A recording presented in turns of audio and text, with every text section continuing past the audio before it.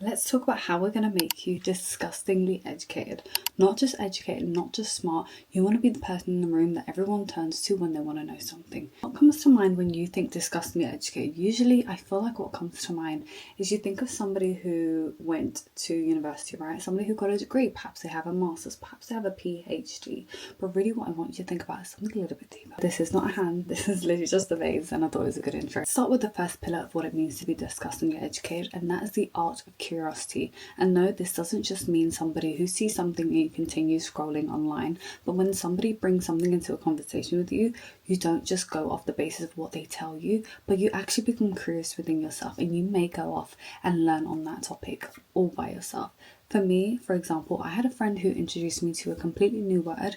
Now that word was gregarious. He used it in a conversation and I was so amazed by it. I'd never heard about it, and I'm 27 years of age. So I was thinking there's not a lot of words in English that I haven't heard yet. So I decided when I got home, I was going to Google what the meaning of this word was. And then I was going to make a really contrived effort to bring that into my vocabulary.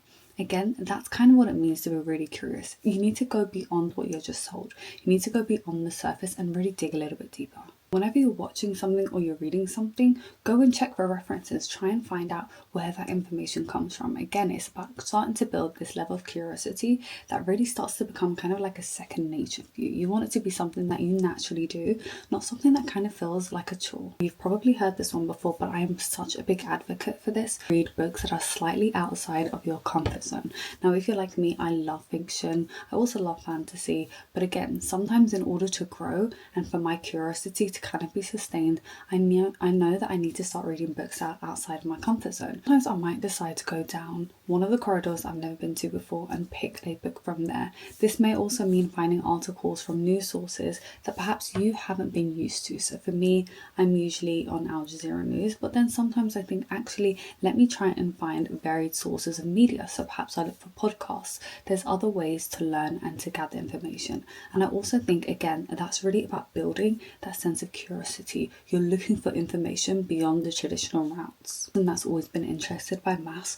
Why not take a turn for science? Again, you need to go outside of your comfort zone because this is going to be really valuable and incredibly important for you. This is when you start to cross different disciplines, your brain is going to start to connect different dots to each other. And what you're really doing is building that within your brain, kind of like an ecosystem of sorts. There's actually a theory as well that kind of goes over curiosity. Now, this is called the gap theory, and this is specifically by George Loewenstein. And he really said that curiosity happens when you realize there's a gap between what you know and what you want to know. So the bigger and more unreachable that gap is, the stronger your curiosity is going to be.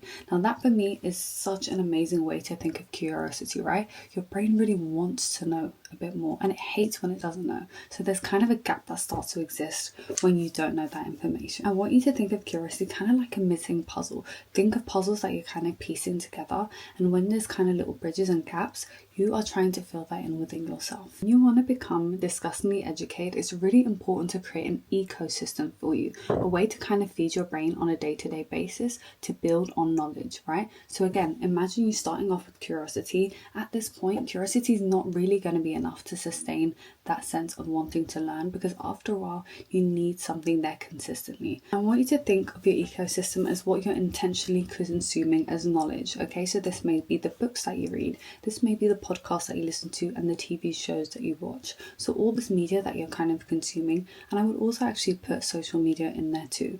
I want you to start becoming really intentional with that, especially when you're thinking of creating this ecosystem, because you kind of need to surround yourself with it. You need to unfollow people that make you feel drained or distracted, and you need to start following people that make you curious, excited, people who perhaps are an expert in something or have a specific niche when it comes to knowledge. Those are the kind of people that you want to follow, because again, most of us are scrolling and scrolling and scrolling, but most of us are not actually taking in any of that information. So if you're thinking about creating some sort of an ecosystem, it is really important to actually start to create a feed or a For You page that is going to work for your benefit. Of course, you may not be able to do this all in one go, and you may find that actually it's too much at once. So I want to kind of think like snacking, right? When you have little bits here or there. I would call this brain snacking. So usually when you're taking in information, you don't want to be overloaded. So for every one person that you may follow that's kind of entertaining or is more entertainment based, what you do want to do is follow someone who is knowledge based or again in a lane of expertise, so that you're kind of creating this balance. So although you may still be consuming that entertainment, you're also taking in bits of knowledge here and there. Kind of like brain snacking, a little bit. And eventually what you're going to start seeing is that the algorithm that you have on your phone is really going to start to work better to serve you. And without even realizing, you're starting to build an ecosystem and surrounding yourself with bits of knowledge and start taking that in, even subconsciously. This is what divides the person who is an average learner and someone who is disgustingly educated. There's a thin line, but it's something that I think is very distinct. It is that one person on one hand is really just consuming things and the other person is actually retaining this information. For me to be disgustingly educated, you actually have to be able to understand and retain this information. There's a big difference between someone who's reading loads of books but then can't recall a single thing from them, and there's a difference between a person who's actually taking in that information, a person who's annotating those books, a person who can even quote things to you from their favorite books. Okay, because again, they are retaining that information. A lot of us need to train our brains to do that, because some of us, especially me, our attention spans are so small that we can't really retain that information anymore. Now, like I said, if you're like me and you struggle to retain information, here is one tip or trick that you can take into consideration. I want you to think of it like you're explaining it to somebody else, right? So imagine that you had to explain this to a 12-year-old. How would you get that information that might be slightly complex and break it down to them? So this is kind of explain it like you're teaching a trick, and this is kind of called the Feynman technique. The technique really is, again, that you're condensing the information and you're breaking it down into more simple terms, and that really, this way you're able to return it. Because for me, when I have a conversation with somebody about something that I was interested in, I tend to realize, oh my god, I didn't even realize that I remembered that. So again, your brain is starting to retain that information and it's going above the subconscious a bit deeper. And this is really about forcing your brain to recognize information instead of just kind of rereading it or reciting it.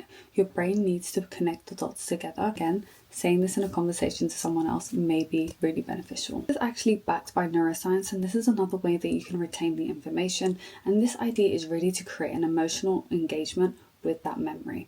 Okay, so really tie it to an emotion, tie it to an event or a feeling, and that way your brain is going to start to remember a bit more of that information. So for me, if I tie the information that I learned from a book to an emotion of perhaps passion or something that inspired me, I'm much more likely to remember it than if I didn't really tie it to anything or an event or something that I knew was going to be slightly more distinct in my brain. Last but not least, in terms of creating this ecosystem, I'd really suggest in creating a knowledge loop. Now this could be consume, capture, teach and revisit. So when you are consuming information, you find a way to capture it. Perhaps it's through notes, perhaps it's through voice notes, and then you teach it. So perhaps again you have that conversation with somebody else, and then lastly you revisit the notes. So what you're finding is that you're creating a learning loop for yourself, and you're much more likely to retain that information. Now the next thing that I really believe creates a difference between someone again who's just an average learner or someone who's a little bit smart into someone who's disgustingly educated, you need to become a thoughtful conversationalist. Okay,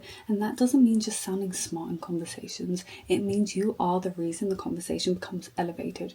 You are the reason you're taking it to the next level. By doing this, you're able to connect things that other people would not be able to connect together.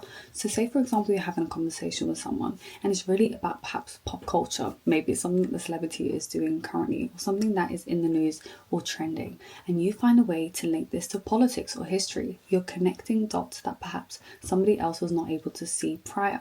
So what you're doing there is you're really elevating that conversation, right? You're creating dots that other people were not able to notice were there before. The real difference here is, again, it's not about knowing everything that there is to know. It's not about necessarily sounding smart. It's about creating a level of curiosity between other people where they go, oh, I would have never thought of that before. Oh, I didn't put 2 and 2 together. You did it for them. You gave them 4. When you're having this conversation, for example, don't say, actually, I read a study that said. Instead say, you know what's actually interesting? And then go on the conversation, and you'll find that is a much better way to start, because nobody wants to listen to somebody that's pretentious. Okay, nobody wants to listen to somebody who thinks that they're the smartest person in the room no matter what. You just want to create thoughtful conversations that go beyond surface level, and that again perhaps that person is not going to be exposed to. I feel like the thing that people tend to miss about being a thoughtful conversationalist is that they just think that they need to be talking the entire time. I would definitely not suggest this at all, and this is something I would never do because it's just insane, and nobody wants to listen to somebody talking the whole time. What you really also want to do is be an intelligent listener. You want to be somebody who's also able to listen and then perhaps ask really smart questions after. You want to ask questions that again make people curious. You want to make someone have a like aha moment like Oprah. You want to ask questions that push them to also go deeper. It's not just about you going deeper yourself, it's also about bringing that side out of other people and allowing them to go a little bit deeper too. And I feel like that's really what makes such a massive difference between somebody who's just yapping the whole time and again thinking that they're the smartest person in the room, and someone who makes other people also feel like they're smart. Okay, imagine having an insane aura to the fact that not only are you so disgustingly educated and you're so smart, you are starting to now also bring that out in other people. I think that is the most beautiful part of it. To become disgustingly educated, let's remember what I've just gone over. One, stay curious. This will always bring you back to learning more. And this is something that, again, you can build on. Start off with something small, but something that you know will allow you to scratch the surface and go a bit deeper. Two, build an ecosystem that is going to be vital for you. If you don't surround yourself with knowledge, you are not going to learn more. Three, interact with what you learn and find a way to really retain that information, because there's no point building all this knowledge, having an ecosystem, being curious, and not being able to retain any of that information. That's not going to be useful to you. Please share it with grace. Remember, be a great conversationalist. Ask questions. Listen to what other people are saying. Sometimes the things that people miss are because they don't want to listen. You don't want to just be yapping the whole time. You want to take in information from other people as well, because I think some of the best vessels of knowledge are from other human beings that you can't find in books. Okay, it's through conversation. So that is how I would say you become disgustingly educated. Are there any other ways that you would say you became disgustingly educated, or how you perhaps aim to be disgustingly educated, that you want to share down below? The channel, the whole point of why I'm building it is because I want it to be a place where other people interacting. Perhaps there's something that you can share with other people that has worked for you, a tip or a trick that you don't think a lot of people know about.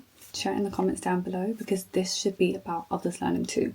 There's no point being disgustingly educated if there's not other people to conversate with that are also disgustingly educated. Okay? Clock that tea.